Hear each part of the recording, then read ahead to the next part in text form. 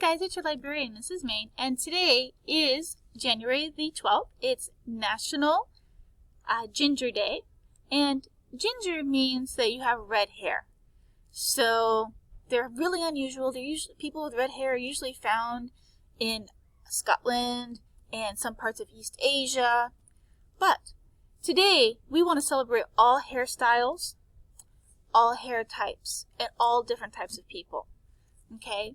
So, if you're interested in learning more about hair, or why your hair is straight and curly in the back, or any type of other hairstyle, please check out our Pebble Go Next, our Pebble Go and Britannica.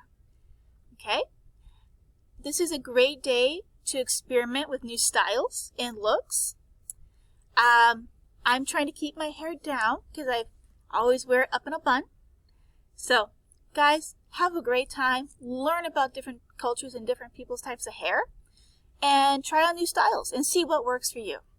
All right, have a great day. Bye.